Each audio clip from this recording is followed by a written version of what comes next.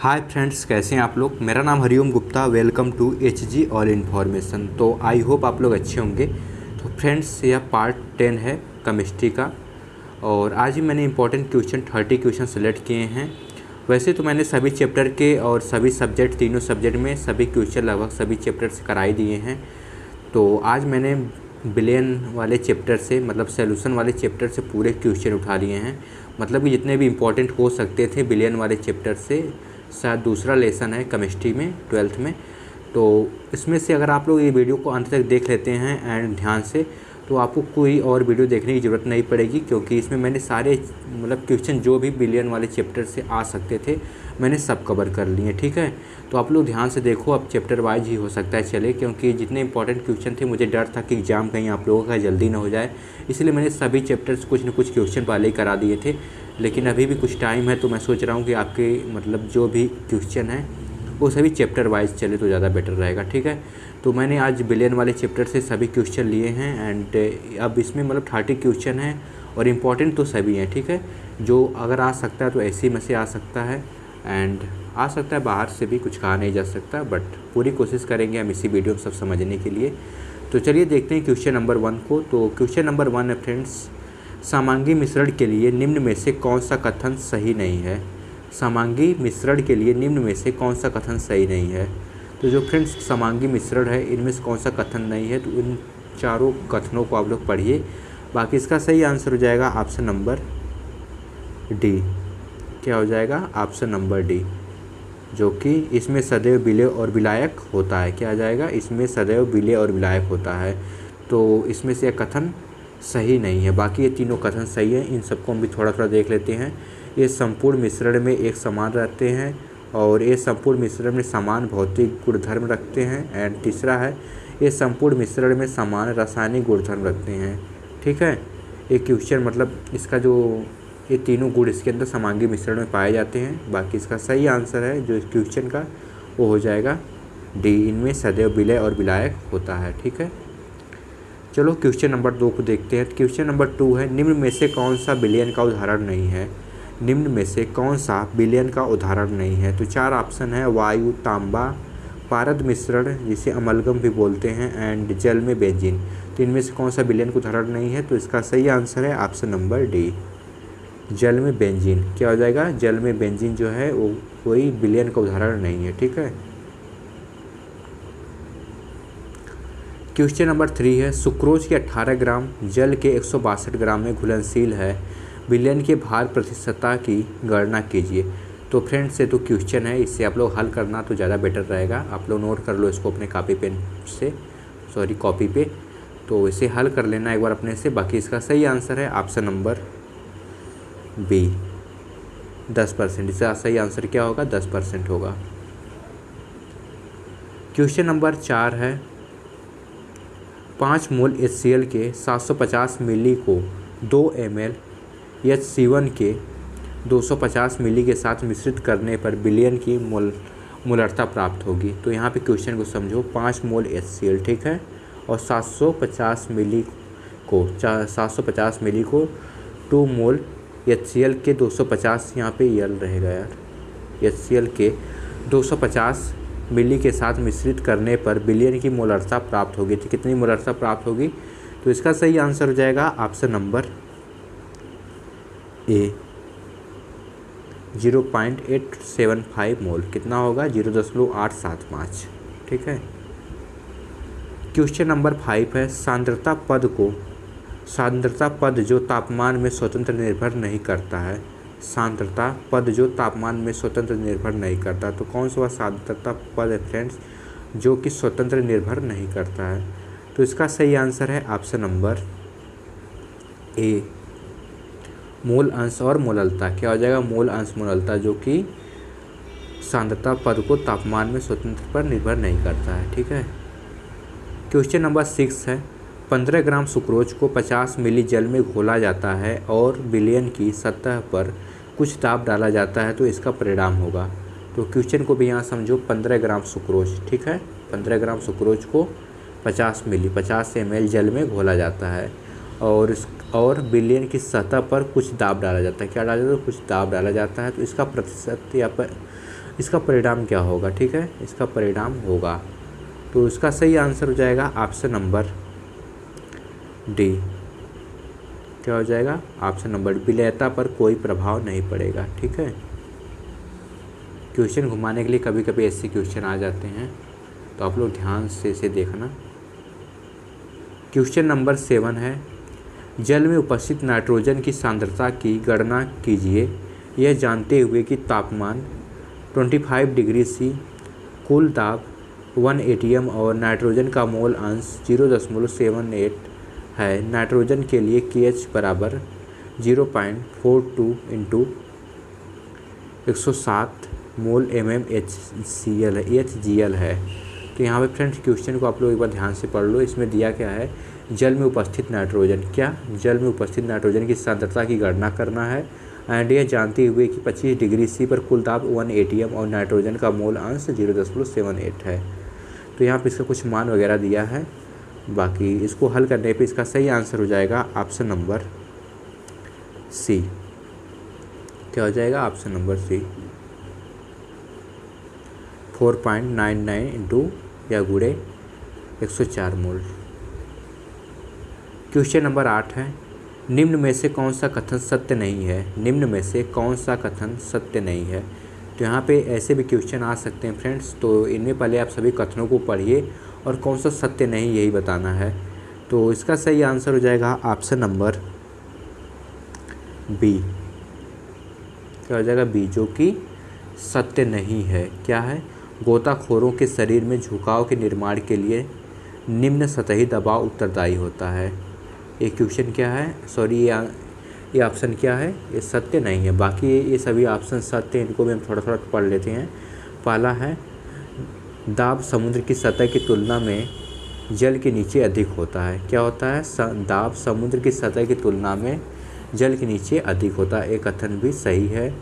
और तीसरा है, झुकाव मरोड़ या मरोड़ बोल सकते हैं, झुकाव वास्तव में रक्त में नाइट्रोजन के बुलबुले होते हैं। ये भी कथन सही है। एंड डी वाला है, उच्च दाब के कारण रक्त में वायुमंडलीय गैसों की विलेयता घटती है। ये भी सही है। बाकी इसमें से कौन सा कथन सही नहीं है, तो वो है बी वाला।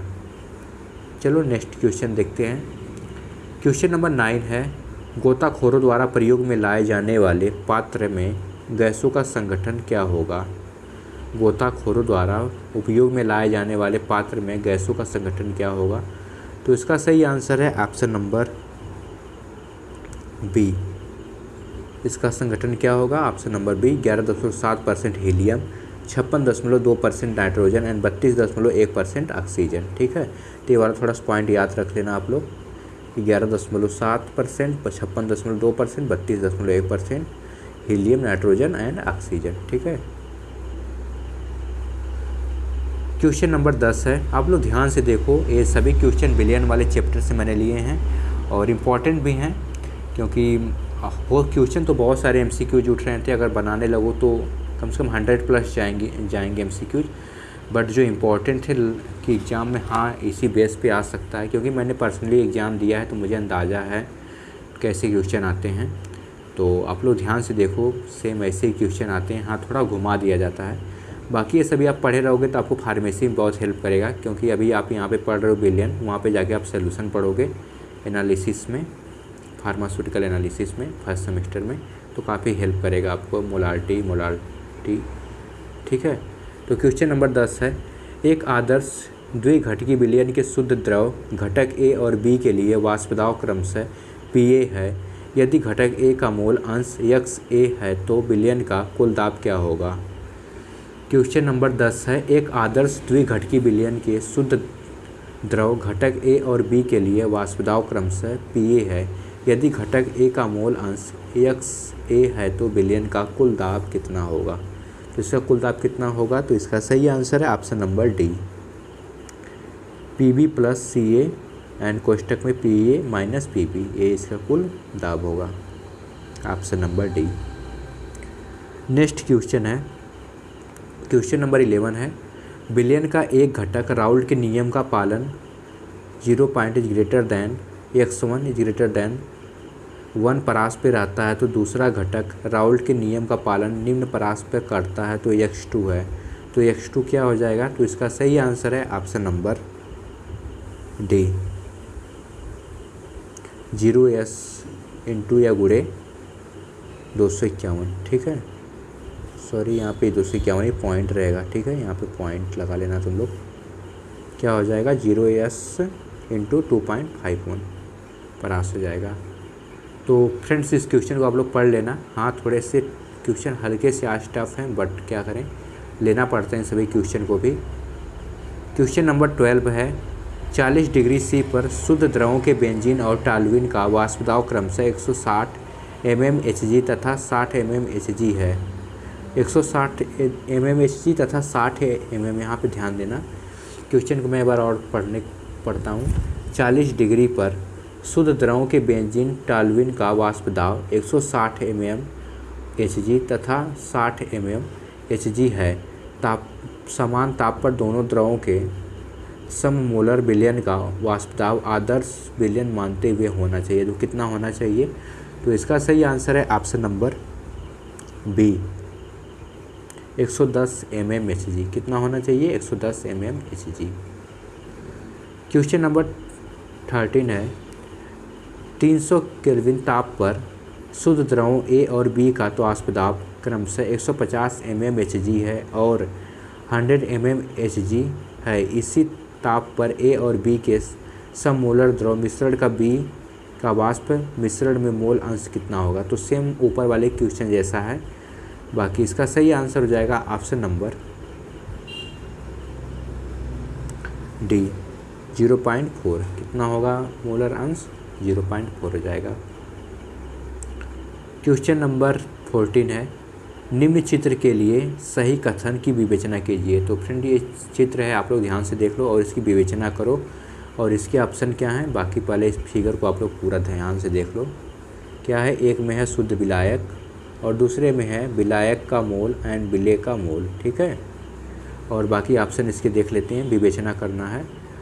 बीकर एक, सॉरी इसका सही आंसर हो जाएगा ऑप्शन नंबर, एक minute, question number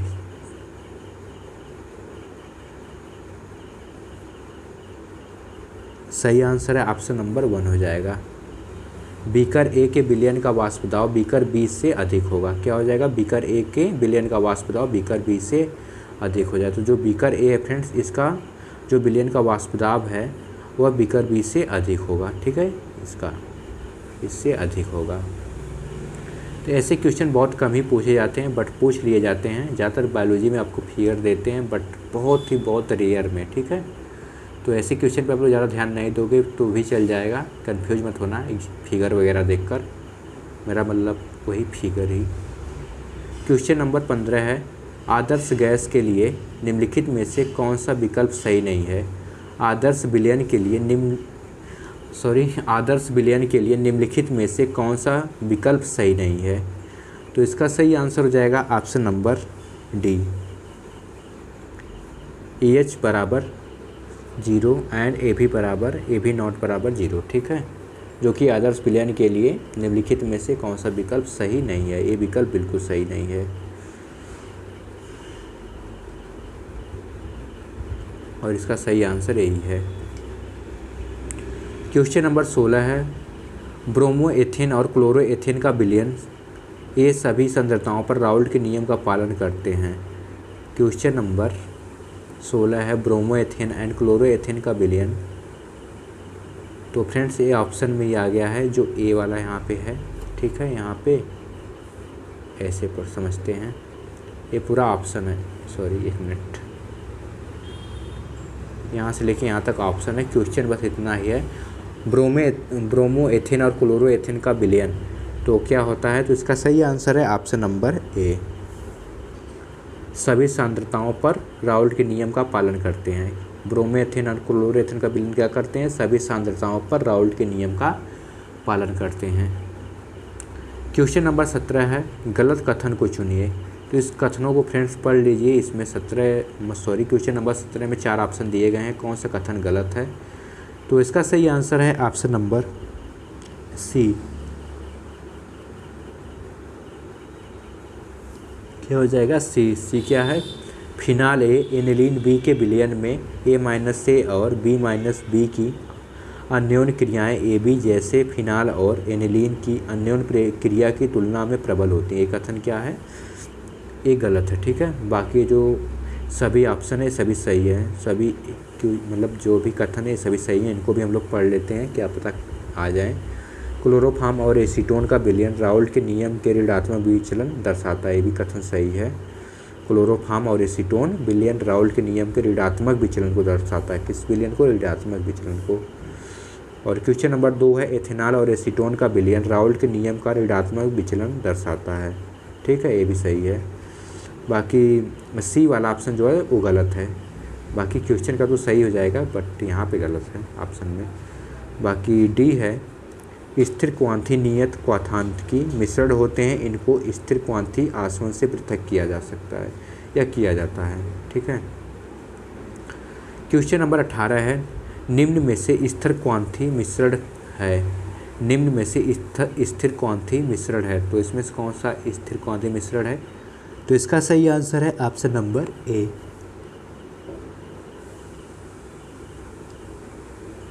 CCl4 plus CHCl3 क्या हो जाएगा? CCl4 प्लस CHCl3 जो कि स्थिर क्वांथी मिश्रण है। क्वेश्चन नंबर 19 है विलयन जो अधिकतम क्वांथन स्थिर क्वांथी है। तो यहाँ पे जो दिए गए हैं फ्रेंड विलयन जो कि अधिक क्वांथन स्थिर क्वांथी हैं, तो कौन से हैं? तो इसका सही आंसर है option number C acetone chloroform. क्या हो जाएगा? एसीटोन और क्लोरोफॉर्म जो कि स्थिर क्वांथी हैं। क्वेश्चन नंबर 20 है एक मोलल मतलब 1.00 मोलल केएल में एक जलीय विलयन है, इनमें से कौन सा विलयन के वाष्प दाब के बढ़ने का कारण होगा? तो इसमें से कौन सा वाष्प दाब बढ़ने का कारण होगा? तो इसका सही आंसर है ऑप्शन नंबर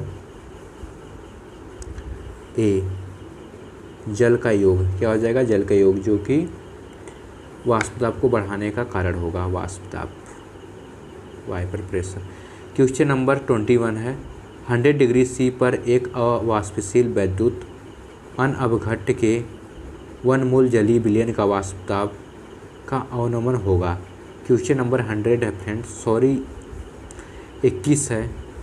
ठीक है, ये रात हो गई है थोड़ा, मतलब नींद। क्वेश्चन नंबर 21 है 100 डिग्री C पर एक अवाष्पशील वैद्युत अनअवघट्य के 1 मोल जलीय विलयन का वाष्प दाब का अवनमन होगा, तो कितना होगा? तो इसका सही आंसर हो जाएगा ऑप्शन नंबर सी 13.45। क्या हो जाएगा? 13.45 टार।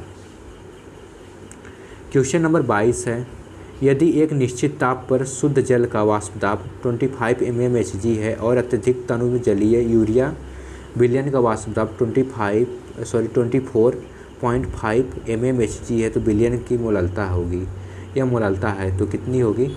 तो इसका सही आंसर है ऑप्शन नंबर सी 1.11। कितना होगा? 1.11 मोललता। बाकी फ्रेंड्स ये सभी क्वेश्चन हैं, आप लोग हल करने की कोशिश करना है सभी को। बाकी फार्मूले वगैरह अगर आपको नहीं आते होंगे तो मतलब एक बार अपने बुक को देखना, बाकी इंटरनेट से भी आपको मिल जाएंगे, सिंपल ही होते हैं। क्वेश्चन नंबर 23 है यदि 100 ग्राम जल में 10 ग्राम विलेय अणुभार 100 के विलयन का क्वथनांक में उन्नयन TB है, तो जल का क्वथनांकीय मिति स्थिरांक होगा। क्या पूछा है? क्वथनांकी मिति स्थिरांक होगा, तो कितना होगा? तो इसका सही आंसर है ऑप्शन नंबर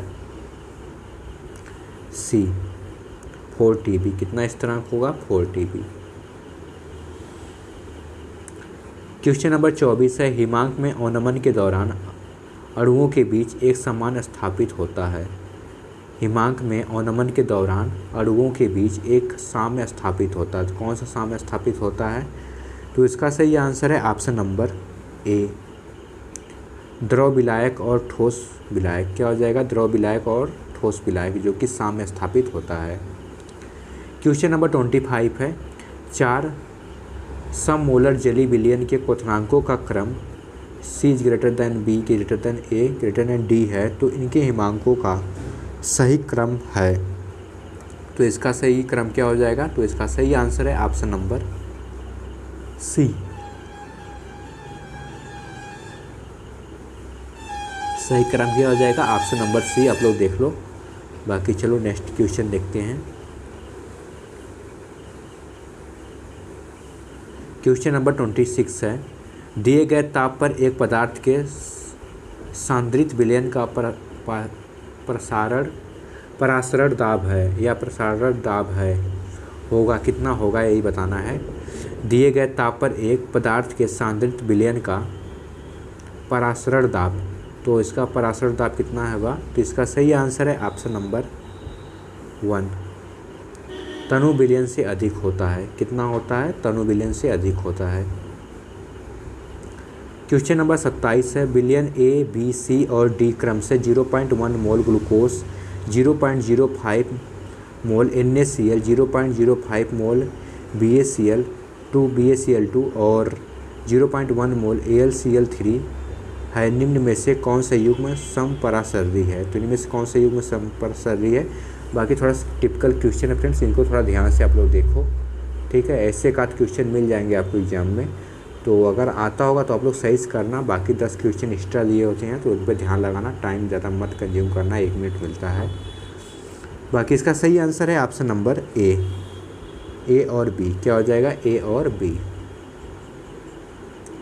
क्वेश्चन नंबर 28 है, एक यौगिक जिसका एक विलायक में वियोजन और दूसरे विलायक में संगुणन हो, इसके लिए 1/2 गुणांक I होता है क्रमशः। तो कितना होता है 1/2 गुणांक? तो इसका सही आंसर है ऑप्शन नंबर